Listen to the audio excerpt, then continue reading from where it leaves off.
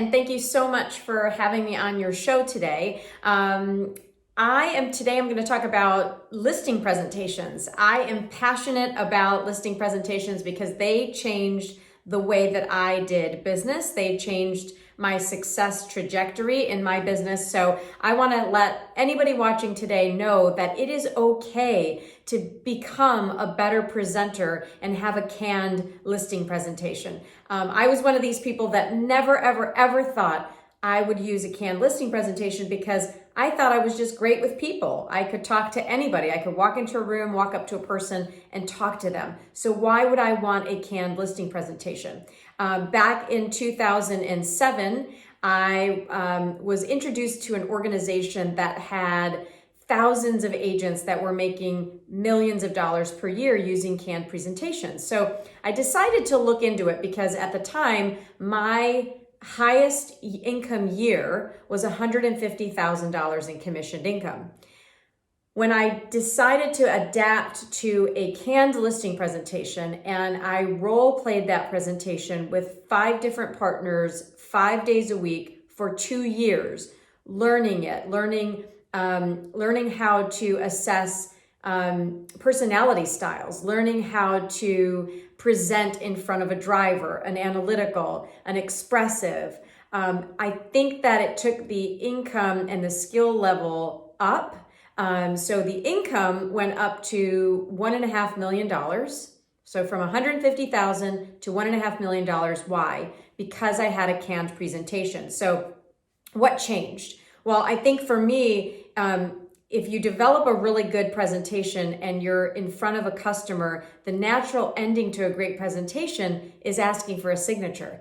And if they feel that you're confident, if they feel that you know what you're saying and you know what you're doing, it just works. It works like magic. So I loved having a canned presentation. So where do you start, you may ask? Well, how do I start using a canned presentation when I've been doing it this way for 10, 20 years? When I started, I was 7, 8 years in the business. So I had my own presentation.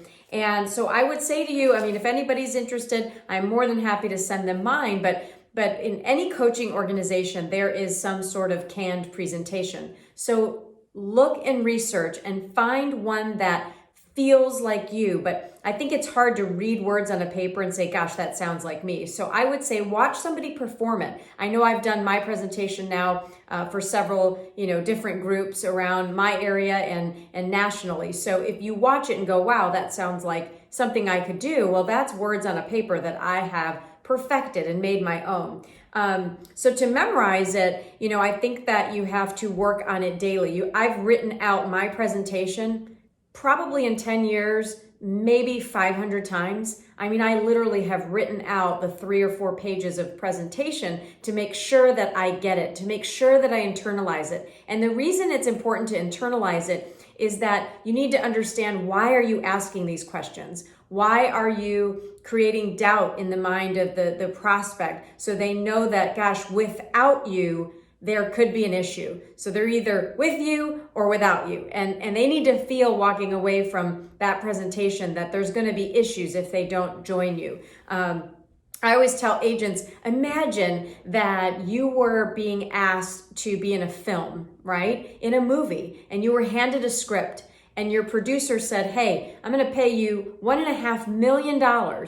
But make sure you understand the script, make sure you internalize it, make sure you dissect what the character is feeling. And at the end of it, if you're really good, we're gonna pay you $1.5 million. That is exactly how real estate is today. You are presenting, you are performing, you need to get your head on straight. You need to dig deep. If you're an analytical and you're very low on emotion, you can practice having more energy and enthusiasm, right? All of it can be faked to make sure that you're doing the appropriate job, to ensure that you have more versatility when you're in front of different groups of people. So I believe that agents walking into conversations that are going to cost them thousands of dollars, sometimes upwards of $40,000, $50,000, why wouldn't they have more of that presentation skill honed in? So the third is to make it your own. Once it's internalized and it's your own, nobody can stop you because the words on the page feel like you. So first step is to memorize it, then internalize it, and once it's internalized, it can be yours. So we're going to go over some of the attributes that I believe a good presenter needs. Now, there's physical, mental, and skills. That's how I break it down. So the physical is, and obviously we're just getting through COVID, so nobody wants to shake hands anymore, but I believe that a firm handshake when you first meet the sellers is so important. I can't tell you how many people I've met and you get that really loosey-goosey handshake and it's almost icky. It feels icky from a man or a woman. It's like get in there and shake hands and have a firm handshake. Be willing to look people in the eye. Have you ever had that person where you're sitting at an appointment and they're looking away the whole time? It doesn't give you a sense of confidence. It makes people uncomfortable sometimes. So if it makes you uncomfortable to look somebody in the eye, just practice it. I promise you that it is much more professional and exudes that confidence. A big smile on your face. You know, when you're talking to a seller and you say, you know, what's your commission? Well, it's 6%. Any other questions? You know, will you cut your commission? No. Any other questions? You know, just smile and act happy about it and have some enthusiasm.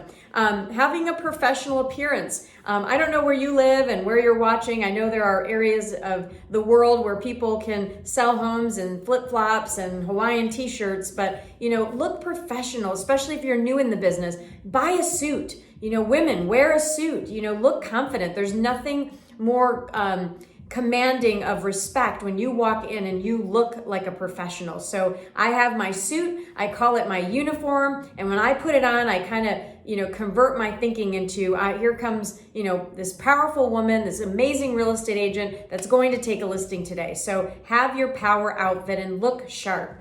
And then stand tall and sit up in confidence. Don't slouch when you're sitting at the table. You know, really have a confident demeanor when you're sitting there with the sellers. So mental. On the mental side, I think you have to maintain a really positive energy and attitude to be a great presenter. You can't come in there and be a Debbie Downer. Nobody wants to speak to a Debbie Downer. So you have to have enthusiasm. Now, can you deliver bad news? Can you tell them that the price that they want is probably not what they're going to get? Yes, but you know, you can deliver it in a way where you still can be positive. Be confident but not arrogant. So nobody likes an arrogant person telling them that they're the best and they sold this many homes. They don't care. They want you to sell their home. So be confident, just not arrogant. Be mentally well rehearsed. If you know your script and you know what you're going to say because you've practiced it 1,000 times before you get to the door, you're just going to win. You're going to win more than you lose.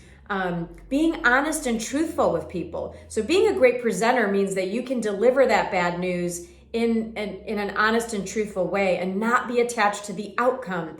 You know, I don't want a listing I can't sell. I'm not going to take a listing just to take a listing. So you have to be able to walk away and have that honest and truthful behavior. Be willing to leave your ego at the door. And for me, not having an ego is learning a presentation. I mean, nobody likes to feel stupid, to look stupid, to practice in front of people. I remember when I first got my presentation, I would hide at home and I would read it out loud in my room back and forth. And then I just thought, well, this is ridiculous. I'm gonna practice with my peers. So I sat, you know, 2 people down in my office, 2 other agents. I said, let's practice this. And as I practiced it, you know, I sounded less and less and less robotic. So you have to be willing to be vulnerable and feel stupid at times when you're presenting or learning to be a good presenter. You know, I think that in the skills department, you always have to stay in control and ask questions. And that is what my presentation does for me. When I am asking questions, I'm in control of the conversation. So I think we've all met that realtor that just won't stop talking, right? And it's verbal vomit and they just don't get anywhere. So I think you have to be in control by asking questions. That is a skill. Don't be afraid to ask the tough questions. I mean, how many times will a seller just have these delusions about, you know, what they're going to get for their home, or a buyer has these delusions about the type of home they're going to get? You know, asking those tough questions, I think, is really, really important.